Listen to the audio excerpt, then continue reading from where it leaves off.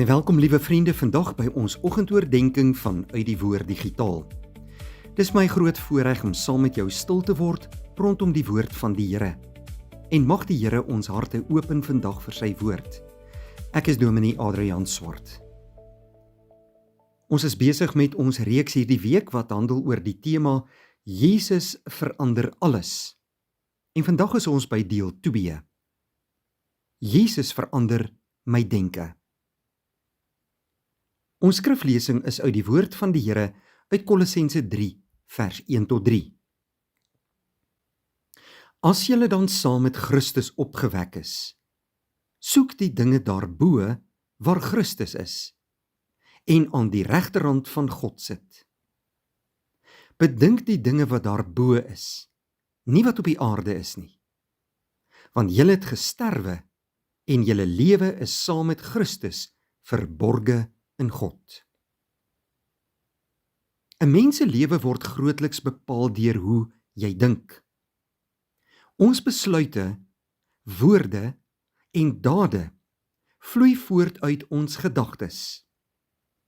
Daarom is die stryd van die Christen dikwels eers 'n stryd in die verstand, voordat dit 'n stryd in die lewe word. Wanneer Jesus ons red, vergewe hy nie net ons sonde en verander hy nie net ons harte nie.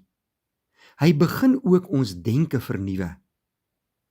Hy leer ons om anders na God, na onsself en na ander mense en die wêreld te kyk.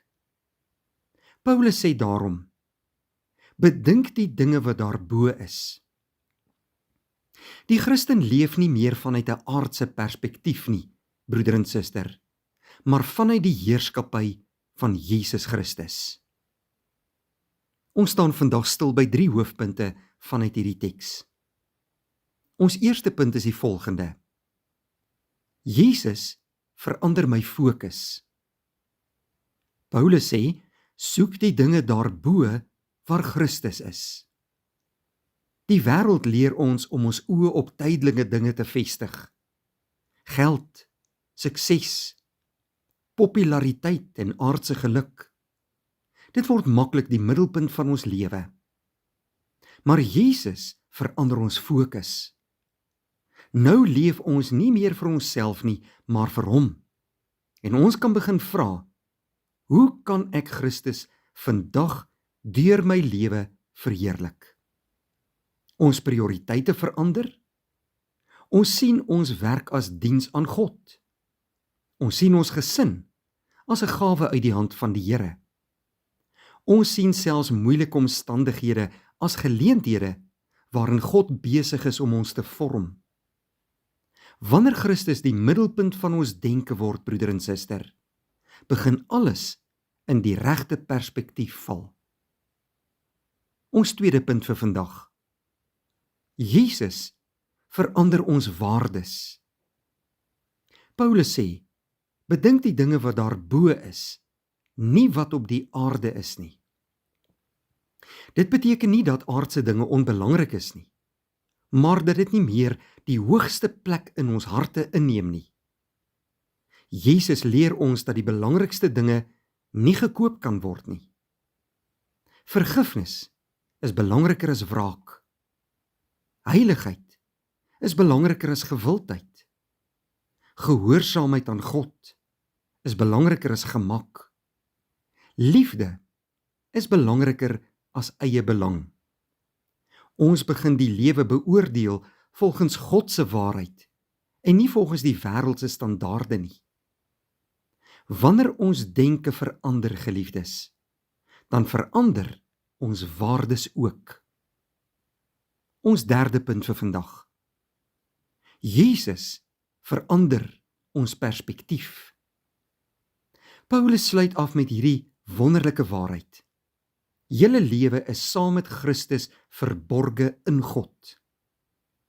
Dit beteken dat ons identiteit nie meer bepaal word deur ons verlede, ons mislukkings of die wêreld se opinies nie. Ons behoort aan Jesus Christus. Wanneer ons swaar kry kom, weet ons, hy is in beheer. Wanneer versoekings kom in ons lewe, onthou ons dat ons aan hom behoort. Wanneer die toekoms donker en onseker lyk, weet ons lewe is veilig in sy hande. Jesus leer ons om verder te kyk as vandag. Hy herinner ons dat hierdie wêreld nie ons finale tuiste is nie.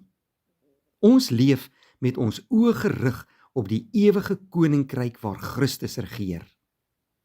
Dit, geliefdes, gee ons hoop, moed en vrede, selfs in moeilike tye. Jesus verander nie net wat ons doen nie. Hy verander hoe ons dink.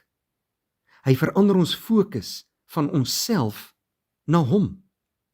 Hy verander ons waardes van wêreldse dinge na hemelse dinge. Hy verander ons perspektief sodat ons met hoop en geloof kan lewe.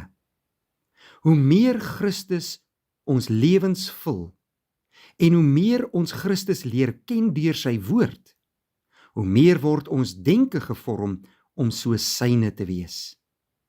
Vra jouself vandag, waarmee is my gedagtes die meeste besig?